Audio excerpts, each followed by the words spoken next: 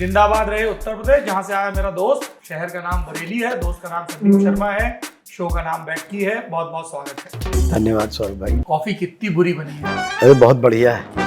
सही बोल रहा है यार, एक तो मेजबान का मन रखने के लिए। बंबई में रहते हैं आप? मुंबई, अंधेरी वेस्ट। मुझे जाना है वापस। मराठी भी सीख रहे हैं आप? सेल्फ डिफेंस लाइक तो आनी चाहिए। किस तरह का कल्चरल डिफरेंस दिखता है आपको पैदाइश के शहर बरेली में, शुरुआती कर्मभूमि दिल्ली में और मुंबई में? अभी बरेली के बच्चे बरेलियन बोल रहे हैं खुद को।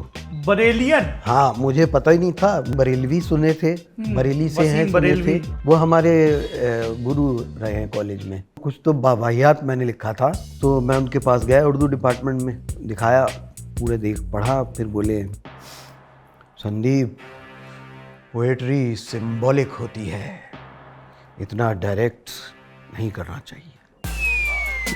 सीधे हमला कर दिया तुमने। अब मुझे काम मिल गया, वो गुस्ताखी माफ नाम से एक टीवी पे शो आता था, उनने पॉलिटिशियंस के पुतले, मनमोहन सिंह करता था मैं। जैसे? मैं भारत का पूर्व प्रधानमंत्री मनमोहन सिंह बोल रहा हूँ। क्या हाल है सौरभ जी आपके? वाह जी। कैसे सीखी अंग्रेजी? एक कॉल सेंटर में इंटरव्यू दे दिया, नौकरी नहीं करी, 15 दिन वहाँ ट्रेनिंग ले आया एक्सेंट में बोलने की। वाह बोलना भी, ऊपर के दांत से नीचे का होठ दबाओ, वाह वाह।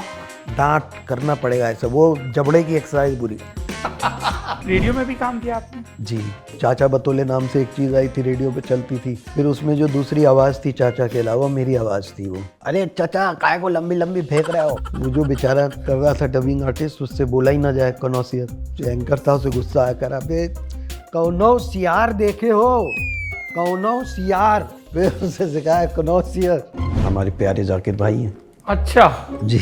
हम लोग कॉमेडी से बहुत पहले से मित्र हैं, अभी भी हैं। उनके साथ टाइम पता नहीं चलता है, कभी बैठ गए तो पूरी रात बातों में निकल जाएगी। अच्छा। हाँ, आपको तो पता ही है, आपके भी तो मित्र हैं। आप क्यों अच्छा कर रहे हैं? मतलब ओहो अच्छा, ओ माय गॉड। यार थोड़ी देर तो खींचने देते। Brought to you by Infinix. Infinix wildly amazing kick-ass offers only on Flipkart. Live from 30th September. पक्का रोल है हमारे, रिकॉर्ड हो रहे हैं? यहाँ भसड़ मची स्टूडियो में, ये पीली कमीज, ये लोग क्या बोलते हो तुम लोग? बर्न हो रही है, मैच हो रही है पीछे लोगों से। ये रहा लोगो है। इन्हीं मौकों पे काम आता है गमछा। उत्तर प्रदेश जिंदाबाद। जिंदाबाद रहे उत्तर प्रदेश, जहां से आया मेरा दोस्त। शहर का नाम बरेली है, दोस्त का नाम संदीप शर्मा है, शो का नाम बैठकी है। बहुत बहुत स्वागत है। धन्यवाद सौरभ भाई। कॉफी कितनी बुरी बनी है। अरे बहुत बढ़िया है। सही बोल रहा है यार, एक तो मेजबान का मन रखने के लिए। अरे बढ़िया, गरम गरम कॉफी पिला रहे हैं आप। बढ़िया। बंबई में रहते हैं आप? जी। कहाँ? मुंबई, अंधेरी वेस्ट। मुझे जाना है वापस। अभी चल रही है राज ठाकरे की नेतागिरी? इस पर नहीं बोल सकता, मुंबई बोलना चाहिए, शहर का नाम मुंबई है। सही बात है, और संघर्ष के बाद नाम हुआ है। हाँ। मराठी भी सीख रहे हैं आप? थोड़ी बहुत एक आध लाइन बोल लेते हैं। सेल्फ डिफेंस लाइक तो आनी चाहिए। बोल के दिखानी। मैंने तो वो सीख रखा है, बस में लिखा रहता है 3 वर्षेवर त्वरिल मुलाना तिकटे घड़े आवश्यक आए। मतलब 3 वर्ष या समझ गया मैं। और ये देख के फिर आप हर बार नीचे उतर के टिकट लेते हो? नहीं, अब तो कार है। बढ़िया। किस तरह का कल्चरल डिफरेंस दिखता है आपको अपने मादरे वतन पैदाइश के शहर बरेली में, शुरुआती कर्मभूमि दिल्ली में और मुंबई में? थोड़ा शहरों के मिजाज पे बात करते हैं। बरेली शहर अभी का और उस समय का में तो अंतर है। अभी तो बरेली भी मॉडर्न हो चला है, पर उस समय अभी बरेली के बच्चे बरेलियन बोल रहे हैं खुद को। बरेलियन? हाँ, मुझे पता ही नहीं था। मुझे तो डेलाइट्स, मुंबईकर्स। हाँ, ऐसे बरेलियन बोल रहे हैं। तो मैं पहली बार तो समझा नहीं, मैं ये क्या चीज़ आ गई नई। तो वह बरेलवी सुने थे, बरेली से हैं सुने थे। हाँ, वो हमारे गुरु रहे हैं कॉलेज में। मैं कॉमर्स डिपार्टमेंट में पढ़ता था, बीकॉम किया मैंने, तो वो डिबेट बोलता था कॉलेज के दौरान। तो वो किसी भी डिपार्टमेंट की डिबेट हो तो अंतर्राष्ट्रीय ख्याति प्राप्त एक ही हस्ती हमारे यहाँ थी, वसीम सर, तो उनको बुला लेते थे वो चीफ गेस्ट के तौर पे, अपना आके हमें मोटिवेट करते थे। घर ही घर में काम चल जाता था। अरे बड़ी इतनी बड़ी हस्ती, तो अब हमें पता चलता है, तब तो हमें लगता था हाँ हैं, उर्दू डिपार्टमेंट के सर हैं, मुशायरा करते हैं, जाते हैं शेर पढ़ने, तो वो हर बार आके फिर मोटिवेट करते थे। वरना हमें कहाँ उस समय पता था कि इतने बाहर दुनिया क्या है। तो वो उस ज़माने में कुछ 25-30 देश घूम चुके थे, तो हम भी अपना कभी कविता भी लिखी तो ले जाते थे उनके पास दिखाने। वो तो अच्छा है कि अब लगता है कि उन्होंने मारा नहीं हमें हम ले जाते थे लिख के, उसकी कमर उसकी नज़र, तो उन्होंने पढ़ा एक बार। क्या था पूरे बताइए, लिख के क्या मुझे अब तो याद नहीं है, पर वो कुछ तो वाहियात मैंने लिखा था। तो मैं उनके पास गया, उर्दू डिपार्टमेंट में दिखाया, पूरे देख पढ़ा, फिर बोले संदीप पोएट्री सिंबॉलिक होती है, इतना डायरेक्ट नहीं करना चाहिए। सीधे हमला कर दिया तुमने। हाँ, वो बहुत सटल तरीके से बता देते थे कि क्या है, और बहुत प्यार से समझा। उनकी इंग्लिश बहुत अच्छी है। तो उनके साथ में कहानीकार हामिद मीर सर भी वहीं उसी डिपार्टमेंट में बैठते थे, तो कभी मौका लगता था तो मैं जाता था। वो पुराने नवाब का कोई किला, कुछ महल वहल है जिसमें बरेली कॉलेज है। जो आपने अलीगढ़ फिल्म देखी होगी, उसमें जो अलीगढ़ दिखाया है वो बरेली कॉलेज है। मुक्काबाज की शूटिंग भी अनुराग की वहीं पे हुई है जी।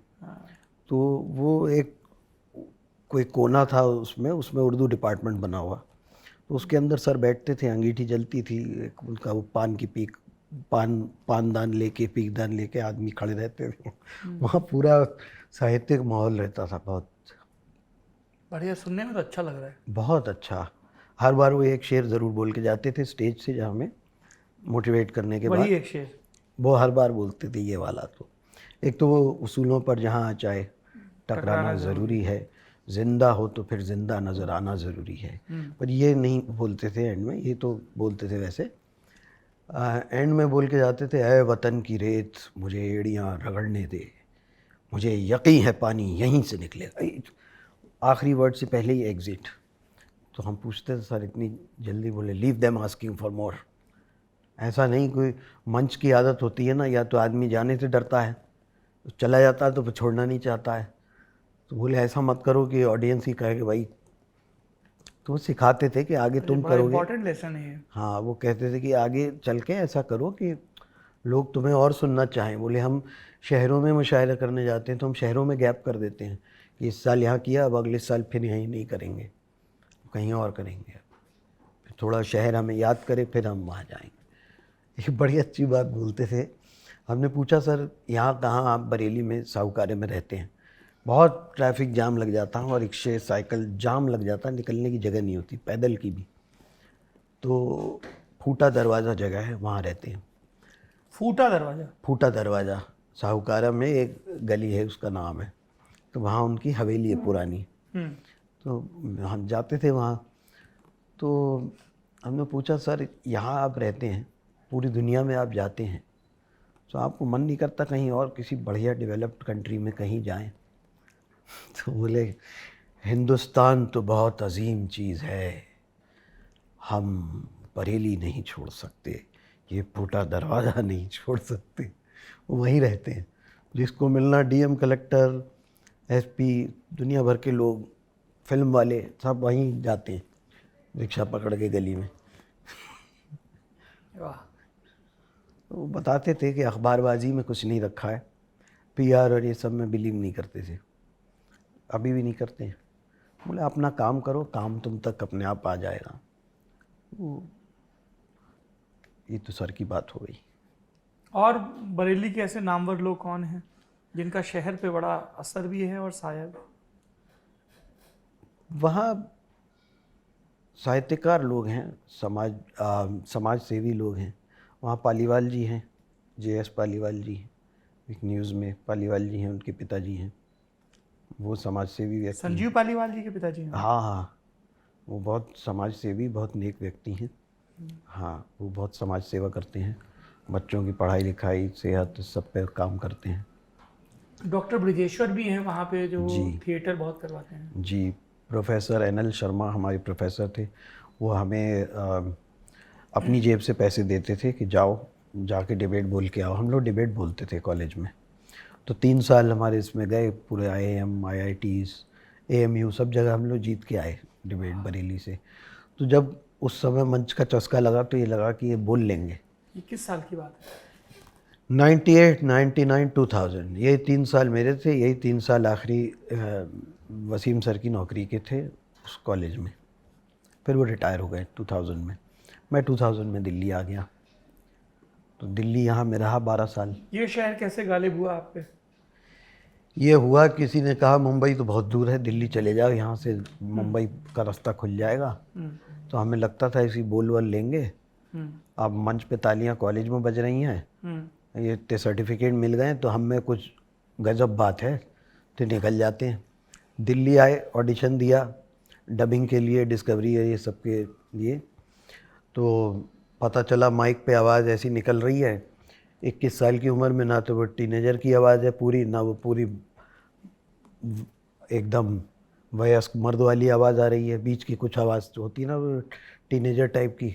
तो बोले इस आवाज़ पे तो अभी नहीं देंगे काम तुम्हें। तो फिर छोटी मोटी नौकरियां करी, प्रोडक्शन असिस्टेंट लग गए कहीं। उससे 21वें दिन हमें फायर कर दिया गया। 3 हफ्ते लग गए उनको? 3 हफ्ते लग गए उनको। और मेरे बॉस ने मुझे फायर कैसे किया ये भी आपको बताया। इसी नोएडा फिल्म सिटी की बात है। एक कार्यक्रम आता था दूरदर्शन पे सुबह सवेरे।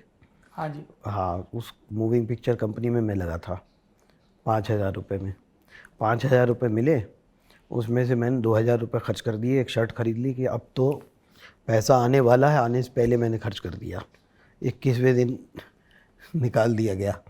तो बरेली में तो कह के आया था, मोहल्ले में शील्ड सजा देता था कि देखो मैं तो जीत जाऊंगा, जीत के आया हूँ डिबेट, यहाँ जीता वहाँ जीता।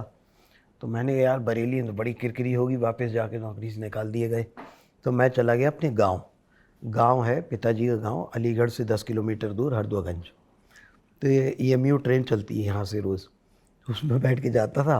रोज़ सवेरे वहाँ से 6 बजे निकलता था, 7 बजे 8 बजे ट्रेन मिलती थी, 11 बजे दिल्ली। फिर वो उस समय इंटरनेट और ये सब था नहीं ना, तो मैं प्रिंट आउट लेके बायोडाटा फिर नौकरी के लिए बांटता था। रात को फिर ट्रेन पकड़ के जाता था।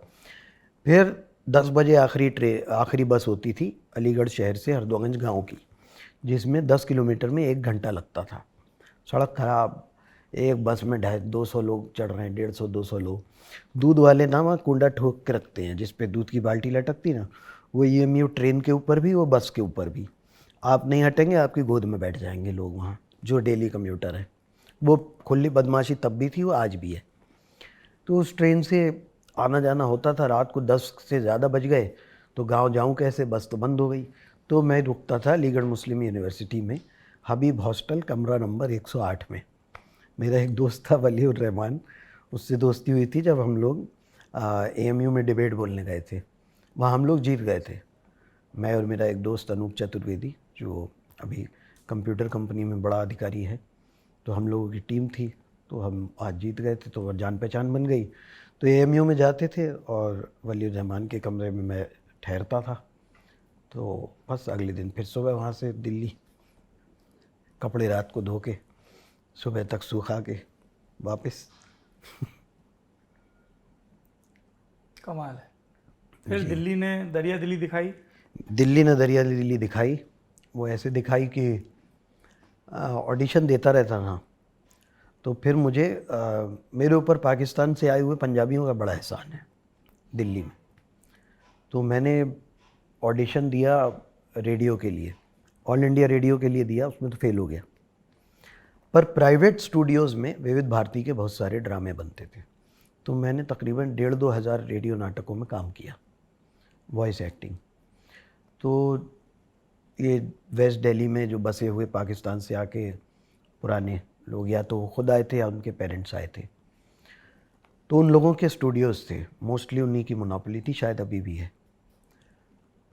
तो बुनियाद हम लोग ये सब सीरियल के बहुत सारे एक्टर, NSD के एक्टर जो उन दिनों अपने, they were very old that time, 60-65, उन लोगों से सीखने मिला। बुज़ुर्ग लोग बहुत प्यार से सिखाते भी थे। उर्दू सिखाई उन्होंने, फिर और सही से कैसे बोलें, जैसे लहजा होता है, मिजाज होता है, ये सब मैंने इधर सीखा आके। तो उन लोगों ने मुझे काम सिखाया, काम दिया। और उस ज़माने में आप 15 मिनट के एपिसोड के 250 रुपये एक, और आधे घंटे के एपिसोड के 500 रुपये पर एपिसोड एक्टिंग के मिलते थे। शुरुआत में रोल वही होता था, भारत माता की मेरा रोल था जय, जो पीछे खड़े हैं हमने, और कभी एक लाइन दे दी, कभी 2 लाइन दे दी। और पूरे ड्रामे में अलग अलग लोगों का अलग अलग रोल होता था। तो स्टेपल पेन हटा दी और हर एक को उसका पेज दे दिया, कुछ खाना ऑर्डर होना वो कर दिया, और अपनी लाइनें भी पढ़ ली और उनके साथ सीखा। फिर बाद में अब मुझे काम मिल गया, वो गुस्ताखी माफ़ नाम से एक टीवी पे शो आता था, उन्हें पॉलिटिशियंस के पुतले, उसमें फिर मैंने मिमिक्री करनी शुरू कर दी। गुस्ताखी माफ इस एनडीटीवी पे आता था इसमें? जी, उसमें मैंने 10 साल किया मिमिक्री, बहुत सारे कैरेक्टर्स की। जैसे मनमोहन सिंह करता था मैं, लाल कृष्ण आडवाणी करता था उसमें, शाहरुख खान, मुलायम सिंह यादव। कुछ अगर आप ऐसे दर्शकों के लिए नमूना बता सकें। जी, मैं भारत का पूर्व प्रधानमंत्री मनमोहन सिंह बोल रहा हूँ। क्या हाल है सौरभ जी आपके? वाह। आडवाणी जी? जहाँ तक मेरा प्रश्न है सौरभ जी, यह बात तो सत्य है, जैसा कि आप कह रहे थे कि पीलापन बहुत अधिक हो रहा है फ्रेम में, ऐसे ही मौक़ों पर यह शाल काम में आती है। वाह जी। मुलायम सिंह यादव जी की मिमिक्री करते थे। तो उसमें क्या होता है कि राह नहीं भूल पाते थे, कुछ चीज़ें हम पकड़ते थे उसमें। मेरी शुरुआत तो सबसे पहले प्रमोद महाजन जी की मिमिक्री से हुई थी। अच्छा, कैसे? तो मैं उसमें क्या हुआ था कि इसके थोड़ा पहले जाता हूँ, मैंने एक BBC वर्ल्ड सर्विस ट्रस्ट था, उसमें एक सीरियल आता था जासूस विजय। जासूस विजय? हाँ, आदिल जो साहब जो एक्टर हैं वो उसमें आदिल हीरो थे। हुसैन? नहीं, हाँ, वो इंग्लिश में भी जो थे, आदिल हुसैन। आदिल हुसैन बहुत बड़े थिएटर टीचर हैं, बहुत बड़े, एक्टिंग तो वो हाँ बस ऐसे ही कर लेते हैं, मास्टर हैं वो। उनका मन नहीं है ये जी टीवी और फिल्मों का। जी। तो सीरियल के एंड में ओमपुरी जी भी आते थे 2 लाइन बोलने के लिए कि आज एपिसोड में क्या हुआ, दर्शकों आपको क्या लगता है क्या। तो वो एड्स अवेयरनेस का प्रोग्राम था, उसमें मैं किसी तरह असिस्टेंट राइटर लग गया था। तो उसमें उन्होंने कहा कि अभी भारत में ऐसे एड्स अवेयरनेस फैलाएंगे, किसी से सीधे सीधे सेक्स पे बात करेंगे, कोई करता नहीं है। तो कुछ ऐसा करते हैं, कहानी बनाते हैं जिसमें हिडन मैसेज करके हम ये मैसेज दे दें। तो उसमें राइटर्स थे और असिस्टेंट राइटर में मैं लगा हुआ था वहाँ। हालांकि बताया था असिस्टेंट राइटर, मेरा काम फोटोकॉपी लेके इधर उधर देना ही था। तो उसमें सीरियल में ये आदिल सर थे, उसमें ओमपुरी जी आते थे, उनकी आवाज़ भी मैंने वहीं सीखी। ये बोलते थे, जासूस विजय की पिछली कड़ी में आपने देखा कि किस तरह जासूस विजय मुखिया जी की मदद से अपराधियों को पकड़ता है। प्रमोद महाजन का जिक्र हो रहा था। तो हाँ, फिर इसके बाद क्या हुआ, मैंने एक पिक्चर आई थी आमिर खान की, मंगल पांडे, द राइजिंग, केतन मेहता की। उस पिक्चर में मैंने फिरंगी प्रोवाइड किए थे पिक्चर को, एक्स्ट्रास, क्योंकि 5 महीने का कॉन्ट्रैक्ट था। मुझे लगा BBC में अब ज़िंदगी सेट हो गई, 5 महीने का कॉन्ट्रैक्ट था, ख़त्म हो गया। सब ने कहा अरे बढ़ेगा बढ़ेगा बढ़ेगा, कुछ नहीं बढ़ा, फिर पैदल। तो मैं तो दिल्ली में जब आया था तो एक किचन में रहता था मोहम्मदपुर गांव में, भीकाजी कामा प्लेस के पीछे। जून में आ गया था ऐसे उठ के कि यहाँ से निकलूँ, मैं कुछ काम करूँ। तो मंगल पांडे में हमारा एक कॉलीग था जो प्रोडक्शन में लग गया था। मैंने मुझे भी कुछ काम दे दे, तो कह रहा तुम फिरंगी लेके आओ। तो मैं फिर अब यामा RX 100 थी मेरे पास मोटरसाइकिल, वो लेके मैं खान मार्केट में खड़ा हो जाता था। आपको कोई भी जाए, मैं कहूँ एक्सक्यूज़ मी, कोई भी फिरंगी दिखे एक्सक्यूज़ मी, तो कोई कहे I will call the police, who are you, ऐसे कोई गाली दे जाए। तो मैंने कहा यार ऐसे तो काम बनेगा नहीं। फिर मैंने पता किया तो हाई कमीशन में लाइजनिंग ऑफिसर होता, मेल लिखा बाकायदा, फिर वहाँ से लोग आए, ये सब हुआ।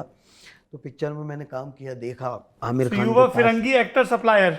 फिरंगी एक्टर सप्लायर भी था मैं, जिसमें उनके 1250 रुपये मिलते थे, 1000 रुपये उनके, 250 रुपये मेरे पर एक्टर पर एक्टर कमीशन। हाँ, 20 एक्टर थे फिर वो चेंज होते रहते थे। तो एक बार हुआ ये कि शूटिंग वालों ने कॉलेज भेज दी ब्रिटिश हाई कमीशन पे। तो फिरंगियों का क्या रहता है, वो एक सीट में 3 नहीं बैठते पीछे हमारी तरह, 2 बैठते हैं, दूर दूर रहो ज़रा। तो एक दिन कॉलेज भेजी, अगले दिन discovery, range rover, land rover, caravan सब लेके शूट पे पूरा काफिला आया। मैं 4 गाड़ियों में अकेला था ड्राइवर के साथ। मेरे अलावा 3 गाड़ियों में सिर्फ ड्राइवर थे, पीछे वो अपनी इम्पोर्टेड गाड़ियाँ लेके शूट पे आए। तो आमिर खान को देखा मैंने, वहाँ तजुर्बा हुआ, देखा कि यार ये भी आदमी है, मतलब ऐसे कोई। क्या बातचीत हुई कुछ? हाँ, उन्होंने पूछा कहाँ से आए हो, कहाँ के रहने वाले हो, मैंने बरेली का हूँ।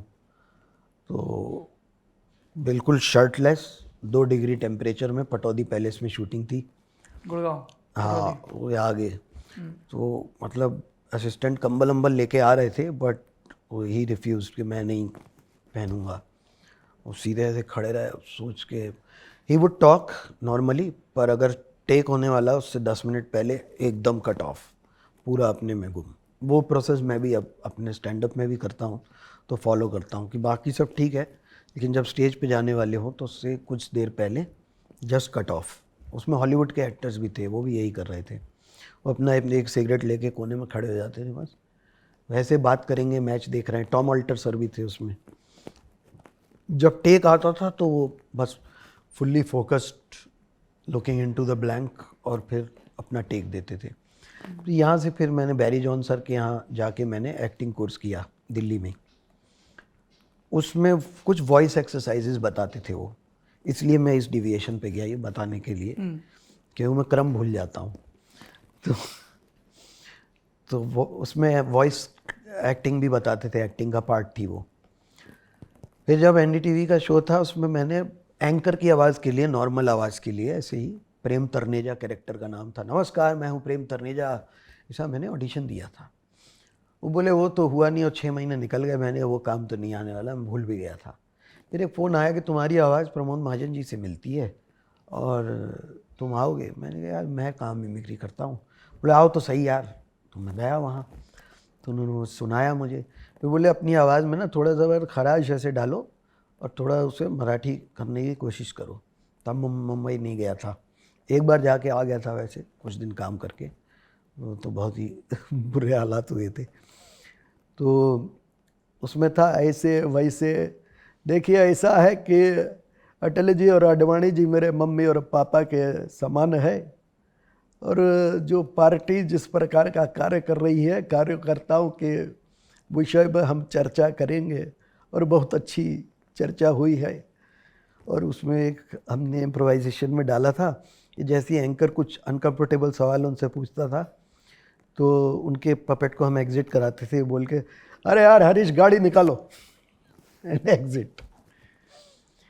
तो उस दौरान अपने समय का बड़ा मकबूल शो था वो, बहुत ज़्यादा। उनमें शाहरुख खान की भी आवाज़ हम करते थे वहाँ। क्या बात कर रहे हो, कैसे हैं सौरभ जी, वो ऐसे करके। बीच में एक बार मुंबई गए लेकिन बड़े बुरे हालात हुए, क्या हुआ था? अरे पकड़ लिया आपने। मैं एड फिल्म कंपनियों के लिए प्रोडक्शन में काम करता था, रनर का काम था, इधर उधर टेप देता था जाके। उन दिनों एड फिल्में बहुत बनती थी। प्रदीप सरकार और शुजित सरकार सर, उनके साथ मैंने काम किया, दोनों के साथ अलग अलग फ्रीलांस में। तो बीच में फिर ये हुआ कि मुंबई जाते हैं, प्रोडक्शन में ही आगे काम करेंगे। मैं वहाँ गया, किसी जान पहचान से किसी घर में रुका वर्ली में। तो वो जो चौल वाला फ्लैट रीडेवलप होके बन जाता ना, उसमें 2 लड़के रहते थे दिल्ली के, उनके घर गया मैं। तो वहाँ रुका और काम कभी मिला कभी नहीं मिला, कुछ दिन शूटिंग हुई कुछ दिन नहीं हुई। तो एक बार तो मेरे पास पैसे ख़त्म हो गए।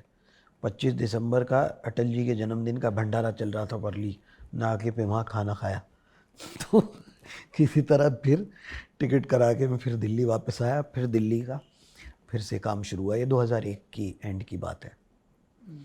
फिर दिल्ली में जब ये शो मिल गया था तो पैसे आने लग गए थे गुस्ताखी माफ़ से। फिर उसमें अंग्रेज़ी भी वहीं सीखी, क्योंकि 1500 रुपये मिलते थे हिंदी स्क्रिप्ट के और 1500 अंग्रेज़ी वाले के भी थे। तो बहुतों को अंग्रेज़ी नहीं आती थी। मैंने कहा यार अगर अंग्रेजी भी सीख ली तो 1500 3000 हो जाएंगे एक ही स्क्रिप्ट के। कई बार 2-3 स्क्रिप्ट होती थी कि एक में मनमोहन जी हैं, एक में मुलायम जी हैं, एक में कोई और हैं, तो उसमें अंग्रेज़ी वाली भी स्क्रिप्ट फिर सीख ली, अंग्रेज़ी भी इसी वजह कैसे से। सीखी अंग्रेजी? मैंने अंग्रेज़ी का अखबार लगाया, एक कॉल सेंटर में इंटरव्यू दे दिया, नौकरी नहीं करी, 15 दिन वहाँ ट्रेनिंग ले आया एक्सेंट में बोलने की। तो फिर वो तो उसमें काम क्या लायक। सिखाया वहाँ पे? अरे वो बोलते थे वाह बोलना, वी ऊपर के दांत से नीचे का होठ दबाओ, वाह। वाह वाह नहीं, हाँ। वाह, वाह दांत करना पड़ेगा ऐसे, वो जबड़े की एक्सरसाइज बुरी, ऐसे करिए, वाह, वाह वेरी, वेरी। हाँ, वंडरफुल, तो डब्ल्यू तो ऐसे, वाह। अब जो दूसरा आदमी दूसरे देश में बैठा है जिससे हम कॉल सेंटर में बात करेंगे, ट्रेनिंग का पर्पस था, वो फोनेटिक्स कैच करता है। अब वो हमारा मुंह तो देख नहीं रहा है कि हम वेरी बोल रहे हैं या वेरी बोल रहे हैं, वेरी बोल रहे हैं महाराष्ट्र में, तो वो फोनेटिक्स कैच करते हैं, मुंह से जो हवा निकली जिस तरह से, उससे वो समझते हैं। तो सीख लिया वहाँ 15 दिन? वहाँ 15 दिन सीखा, फिर बोले नौकरी, मैंने नहीं, इसलिए तो सीखा ही नहीं था, मैं जा रहा हूँ। फिर मैं इधर आया तो इधर अंग्रेज़ी बोलने लग गए, पर कई लोगों का बहुत हाथ तंग था, तो अंग्रेज़ी में बहुतों का हाथ तंग भी था बेचारों का। तो एक बार स्क्रिप्ट में शब्द आया, वो अभिनंदन सेखरी लिखते थे उसकी स्क्रिप्ट, तो एक बार उसमें लफ्ज़ आया कनौसियर, यानी रसिया, शौकीन।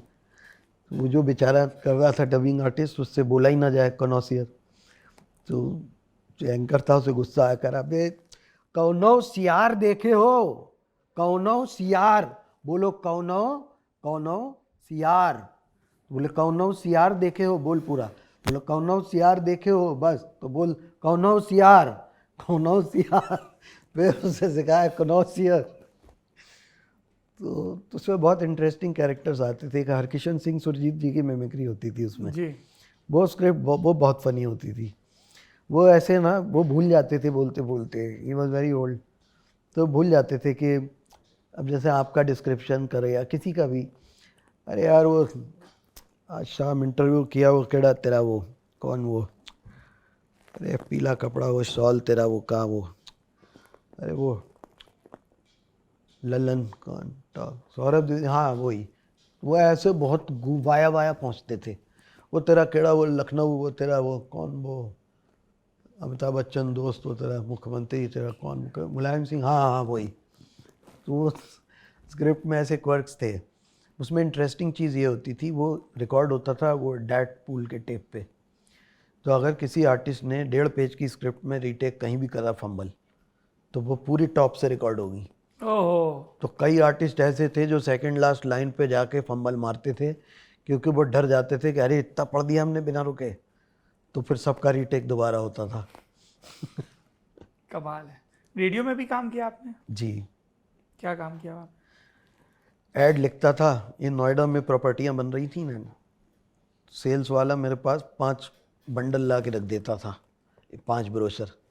मैंने क्या करना है, बोला इनमें से देख लो, घर बेचना है, लिख दो कुछ।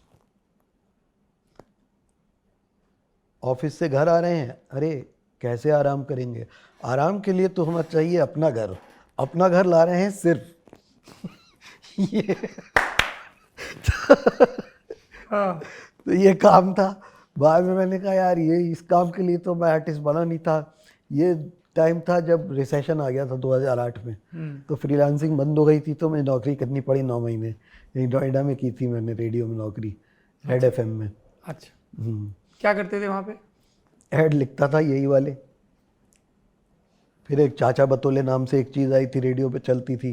फिर उसमें जो दूसरी आवाज़ थी चाचा के अलावा, मेरी आवाज़ थी वो अरे चाचा काय को लंबी लंबी फेंक रहे हो, वो आवाज़ मेरी थी। शरद मेरे बॉस थे, वो भोपाली कैरेक्टर करते थे जो लंबी लंबी फेंकता है, आप कुछ भी कहें वो ही विल ओन एवरीथिंग, दुनिया उनकी है। ये वही शरद हैं जिनका जिक्र जाकिर खान भी करते हैं? जी, जी। तो शरद जी मेरे बॉस थे। तो पहले मैंने नौकरी छोड़ दी क्योंकि मैं फ्रीलांस साथ में करता रहता था, वॉइस ओवर्स बाहर। तो उसके बाद उन्होंने कहा कि यार अब ये कैरेक्टर जो तू दूसरा करता है ये कौन करेगा। तो 2 हफ्ते में एक बार मैं जाता था, अपने हिस्से की रिकॉर्डिंग में करके आ जाता था। तो फिर उसके बाद उन्होंने कहा कि तुम अपना रेडियो प्रोडक्शन भी चला रहे हो। मैंने रेडियो प्रोडक्शन कंपनी खोल ली थी जिसमें एड एजेंसियों के लिए मैं ऐड बनाता था रेडियो के।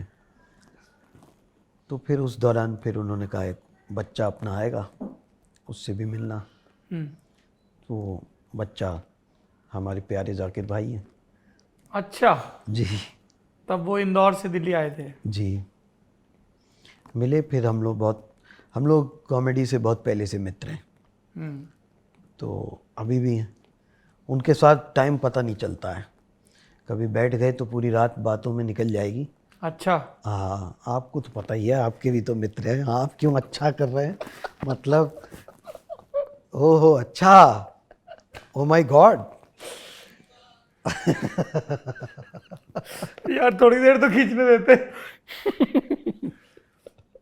कविताएं तभी से लिख रहे हैं आप लोग? मैं तो बरेली में भी आपको बताया मैं कमर और ना, वैसे कुछ नहीं ज्यादा ही सीधी थी। नहीं, वो तो बचपन में थी, पर हाँ लिख रहे हैं। तो पहली कविता जो आपने लिखी हुई यार ये सही बन पड़ी है, वो बताइए। सही बन पड़ी है। ज्यादा निर्मम आलोचक होने की आवश्यकता नहीं है, नहीं बता मैंने इंडिया हैबिटेट सेंटर में एक वो होता था कैफेराटी प्रोग्राम, जिसमें आपको स्टेज पे 2 मिनट दिए जाते थे, ओपन एयर में जाइए। इसे दानिश हुसैन सर करवाते थे, डैन हुसैन जो एक्टर हैं, और अजहर इकबाल शायर हैं।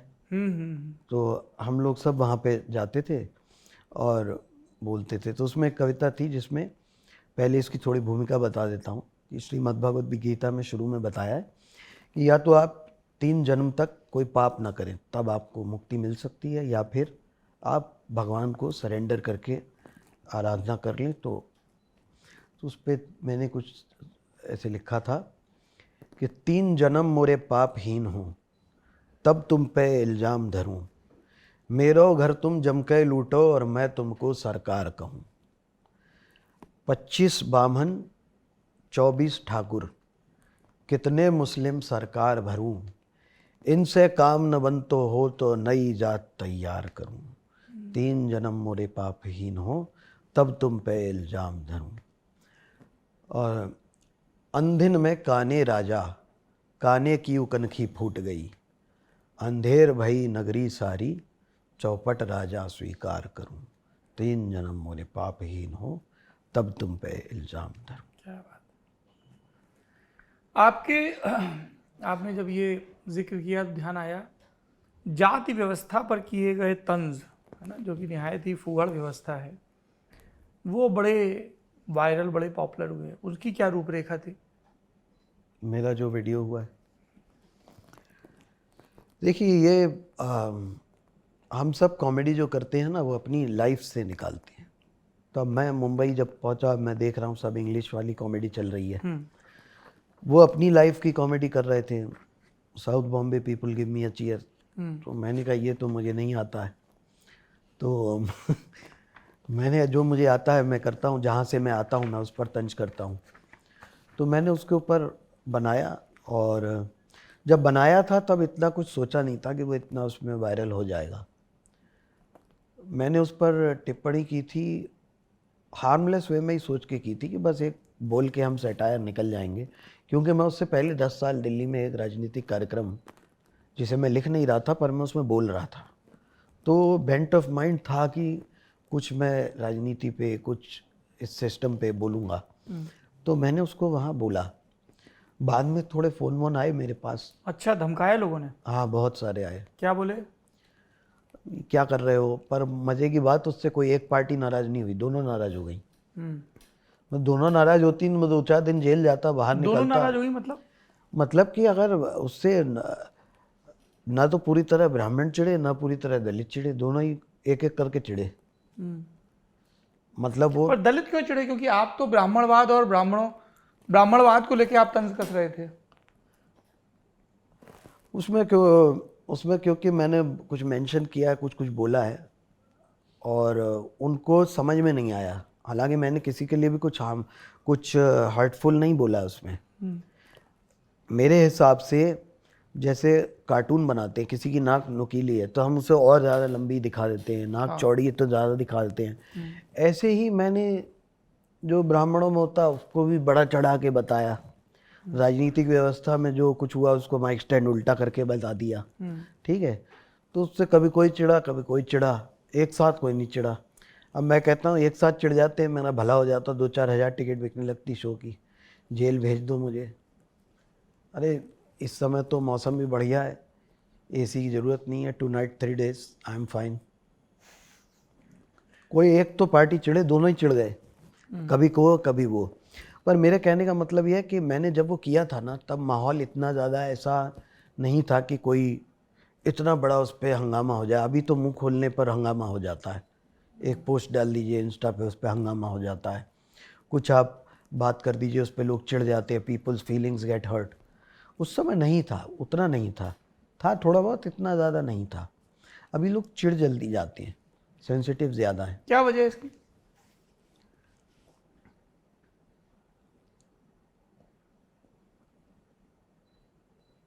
लोगों की सोच बदल गई है।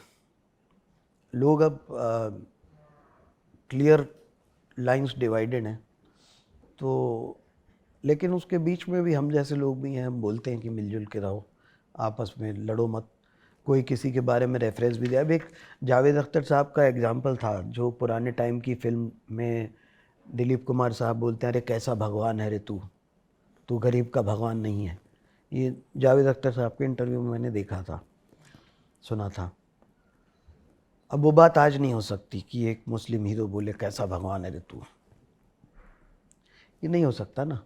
ऐसे ही मैंने उस समय भी जाति व्यवस्था पे बोला जब कोई भी नहीं बोल रहा था शायद, तो बोला, राजनीति पे भी बोला, मैं सब चीज़ों पे बोलता हूँ। मैंने, मेरा शो नॉन पॉलिटिकल है, मेरे शो में नहीं है पॉलिटिकल, पर मैं कभी मेरा मन करता है तो मैं कभी कभी बोल देता हूँ। जैसे कोविड पर आपकी कविता, हाँ मैंने लिखी थी कभी, मुझे याद नहीं है। पढ़ेंगे आप?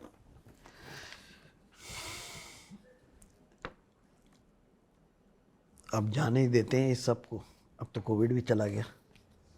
कोविड चला गया, पर ना तो कोविड के हादसे गए, ना स्मृतियां गई, सबक पता नहीं कितने सीखे हैं। प्राथमिकताओं में कहाँ है हमारी स्वास्थ्य व्यवस्था? क्या पीआर वालों ने मना किया इन सब पे बात नहीं करनी? नहीं, पीआर वाले क्या मना, मैं ही हूँ, पढ़ देता हूँ। जो मर जाएंगे उनका खून सरकार पर नहीं होगा, क्योंकि वो कोई व्यक्ति नहीं, एक व्यवस्था है।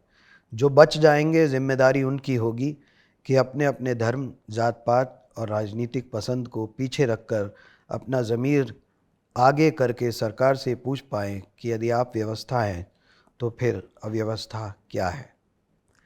ये तो मैंने इसलिए लिखा था क्योंकि मुझे जेन्युइनली गुस्सा आ रहा था कि इतनी अव्यवस्था है, लोगों से ऑक्सीजन सिलेंडर नहीं मिल रहे, किसी को वैक्सीन नहीं मिल रही है।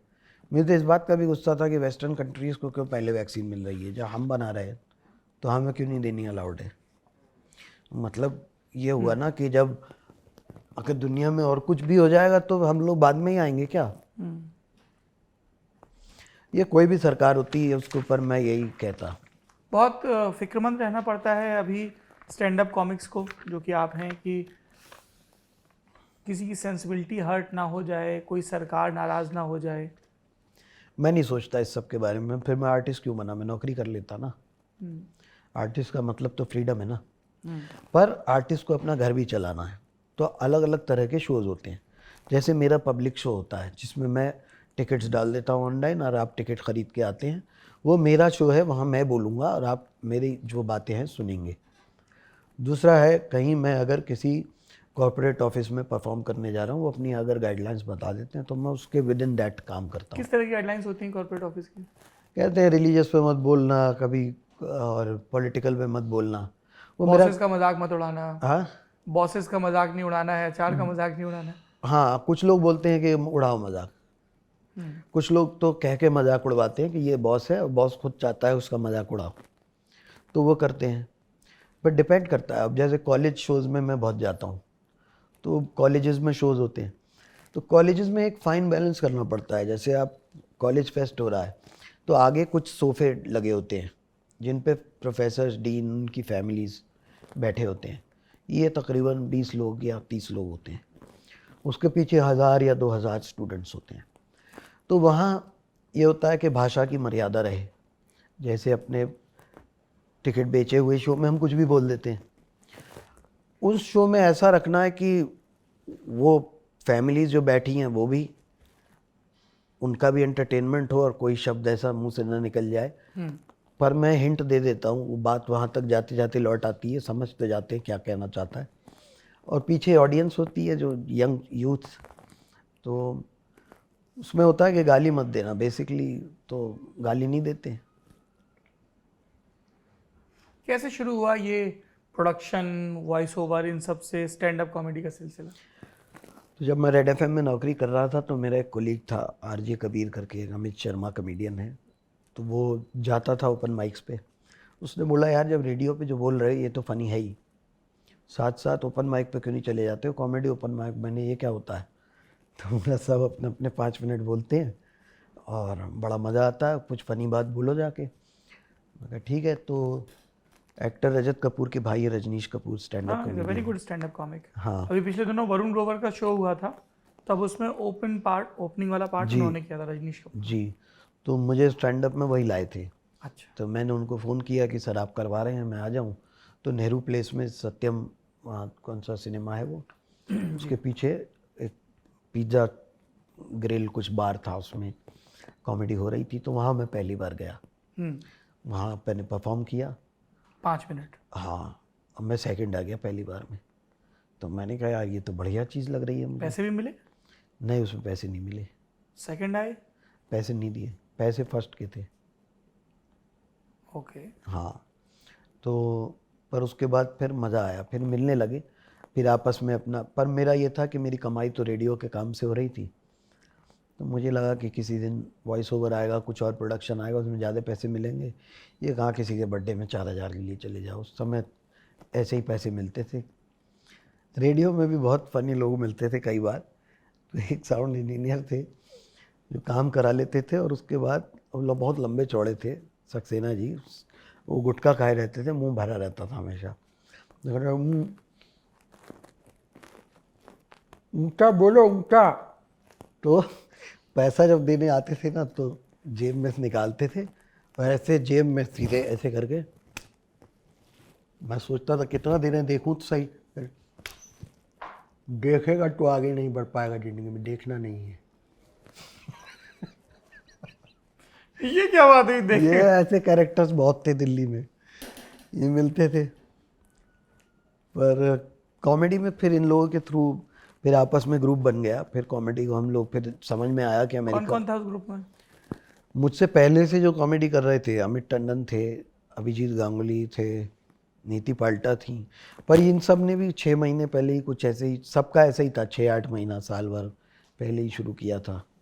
तो कोई बहुत पुराना नहीं हुआ था, सब नए थे, सब नया ट्राई ही कर रहे थे। तो मैं दिल्ली में था, तो मैं, क्योंकि मैं मिमिक्री करके आता था नेताओं की, तो मैं वही शो पे करता था, वो अच्छी चलती थी। और मुंबई में जब गया तो वो पूरा नॉन पॉलिटिकल कॉमेडी का माहौल था, और वो कहते थे इंग्लिश बोलो। तो आप सोचिए मैंने इंग्लिश में कॉमेडी करी है। ये आप बहुत ही विस्मयादिबोधक चिन्ह के साथ कह रहे हैं। हाँ हाँ, अरे बड़ी मुश्किल चीज़ थी। आप बहुत सुंदर हिंदी बोलते हैं, बरेली की याद आ जाती है मुझे। डिबेट में जो हम लोग बोलते थे ना, वाद विवाद प्रतियोगिता में जी। तो उसमें एक लड़का आता था तो वो बोलता था, श्रीमंत गुरुजनों एवं मेरे प्रिय साथियों। तो वैसा मतलब मुझे याद आ जाता है उसमें, क्योंकि इंग्लिश का कोई भी वर्ड बोल दिया तो नंबर कट जाते थे। अच्छा, ऐसा क्यों? हिंदी की वाद विवाद प्रतियोगिता है, इंग्लिश वाली अलग हो रही है। हिंदी वाली होगी तो फिर क्लिष्ट हिंदी चलेगी, शुद्ध हिंदी एक एक। हाँ, एक ये भ्रम पैदा कर दिया गया है कि अच्छी हिंदी मतलब क्लिष्ट शुद्ध हिंदी, मतलब उसका सरस होने से, फ्लो से कोई लेना देना नहीं। नहीं, ये बाद में हमने फिगर आउट किया। शुरू में मेरे साथ ये समस्या थी कि मैं जब बोलता था तो मैं वही वाली हिंदी बोलता था। अब बाद में जब रेडियो में भी ये था कि रेडियो में जो मैंने आपको बताया पाकिस्तान से आए हुए पंजाबी लोग जो थे वो बोलते थे तो वो बहुत अच्छी उर्दू बोलते थे, लेकिन आपने कहा कि बोलो श्री गणेश तो वो श्री गणेश बोलते थे, उनको श्री नहीं बोल पाते थे, वो श्री। या पर्यावरण बोलो तो पर्यावरण कुछ हो जाता था उनका। तो कभी माइथोलॉजिकल सीरियल हमने किया तो बहुत फनी हो गया था क्या हुआ? कि संस्कृत बोली नहीं जाती थी ना उनसे। हमारे तो पंडिताई वाला घर था तो सब मंत्रोच्चार चल ही रहा था बचपन से, तो फिर फटाफट बोल देते थे। क्योंकि मेरे पिताजी शीरे का काम करते थे बरेली में, मोलासिस जो केमिकल होता है उसका काम था उनका। तो वो पहले व्यक्ति थे घर से जो निकले और एमकॉम LLB उन्होंने किया। वो अपने स्कूल के बाहर चाय बेचते थे, फिर वहाँ से कमा के करके मेहनत संघर्ष करके आगे बढ़े। गांव में थे पिताजी, उनके पिताजी पुजारी थे, मेरे दादा चाचा अभी भी हैं हरदोगंज गांव में। और आपका संघर्ष दिल्ली से मुंबई कैसे पहुंचा? दिल्ली में रहा मैं, फिर दिल्ली में जब मैं रेडियो प्रोडक्शन शुरू किया ही था उसके कुछ महीने बाद मेरे पिताजी गुजर गए और 4 महीने का बहुत संघर्ष चला।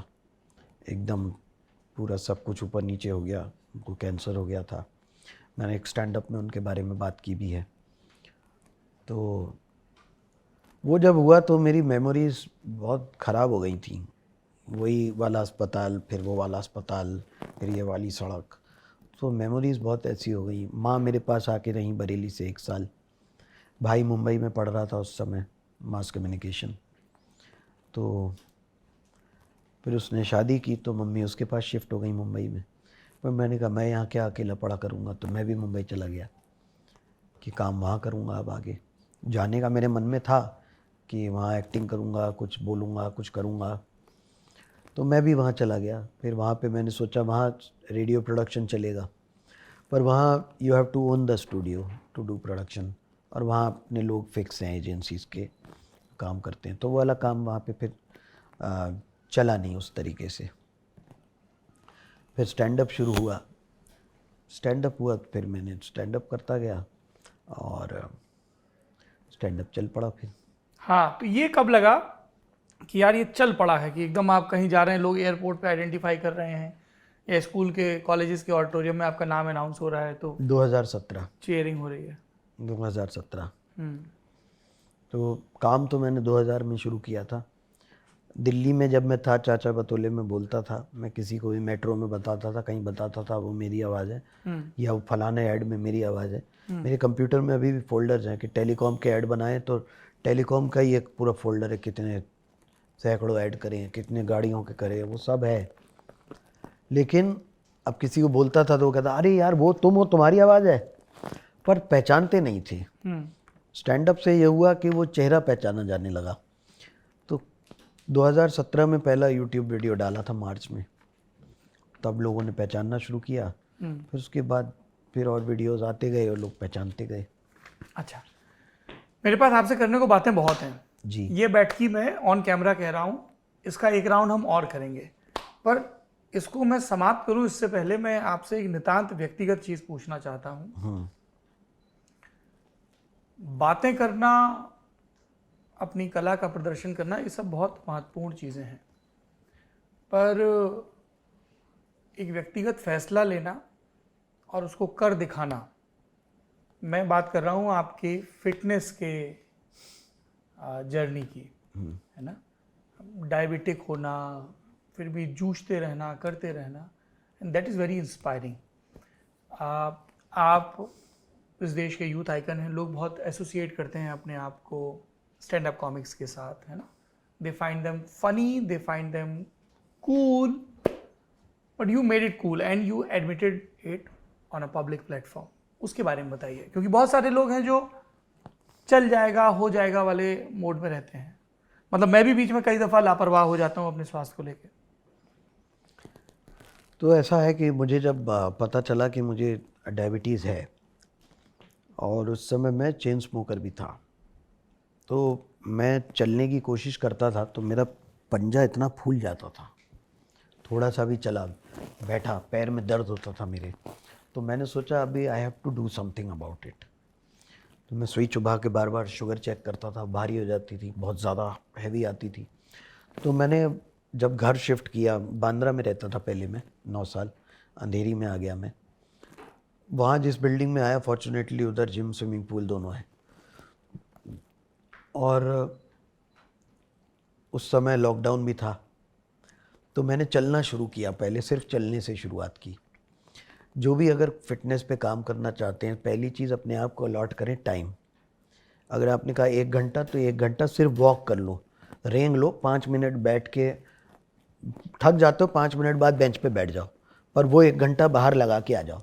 फिर उस 1 घंटे के अंदर आप क्या करते हो, आप उसकी क्वालिटी धीरे धीरे इम्प्रूव कर सकते हो। तो मैंने चलना शुरू किया। फिर मेरे घर में एक कुक था, उसके पुराने मालिक ने साइकिल दी हुई थी, तो मैं वो टूटी फूटी साइकिल चलाने लगा, क्योंकि मुझे भरोसा नहीं था। मैंने ख़रीद ली तो मुझे पता था ये इस पे कपड़े ही सूखने वाले थोड़े दिन बाद। तो मैंने वो उसकी साइकिल चलाई, उससे थोड़ा फिर कॉन्फिडेंस आया, थोड़ा सेहत इम्प्रूव हुई, दवाई की। और उसके बाद फिर मैंने चलना शुरू किया, स्विमिंग शुरू की, क्योंकि पैरों पे जोर पड़ता था तो दर्द होता था। फिर जिम में अकेले हाथ पैर मारने लगा। फिर मेरे एक दोस्त हैं, वरुण पांडे, फिटनेस ट्रेनर है, उन्होंने मुझे मैसेज किया कि यार ऐसे कुछ हाथ पैर तोड़ लोगे, मैं आता हूँ। फिर उन्होंने आके मुझे ट्रेन करना शुरू किया। तो फिर मैं पढ़ता गया सेहत के बारे में, और अपने आप को नोटिस करता गया कि क्या क्या करता जाऊं। पर अभी अगर आप कहें कि मैं अभी वैसे डेडिकेट हो जाऊं, अभी नहीं हो पाऊंगा, क्योंकि तब काम नहीं था, लॉकडाउन था, और मेरे पास कुछ और ऑप्शन था नहीं। या तो मैं घर में पड़े बोर हूं, तो इससे अच्छा मैं जाके बाहर कुछ कुछ करूं। तो अब मेरी वो आदत बन गई है, सिर्फ दिन का 1 घंटा ही तो देना है। आप गली में चल सकते हैं, आप ट्रेडमिल पे दौड़ सकते हैं, आप कुछ भी करिए, आप थोड़ा एक्टिविटी कर लीजिए। आप चलते हैं ना, तो मैंने नोटिस किया 1 मिनट चलने में 1 पॉइंट शुगर कम होती है। तो अगर आप 60 मिनट चल रहे हैं, 60 पॉइंट कम होगी। फिर खाने में आप देख लीजिए आप क्या खा रहे हैं। मैं तो सब कुछ खाता हूँ, पर आप देख लीजिए कि पूरे 24 घंटे में कितनी कैलोरीज आपके अंदर जानी चाहिए। अभी आपने बाहर पूछा था जूस, मैंने नहीं पिया। मुझे मालूम है कि जूस इज़ प्योर शुगर।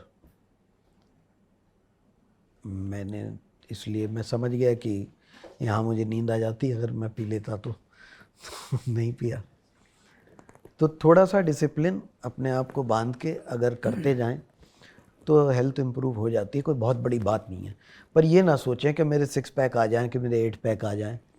अब मेरे 8 पैक बन भी गए तो मेरे अंदर से शाहरुख खान, अर्जुन रामपाल नहीं निकल आएगा, और ना वो देखने के लिए पब्लिक मुझे आ रही है कॉमेडी शो में, है ना।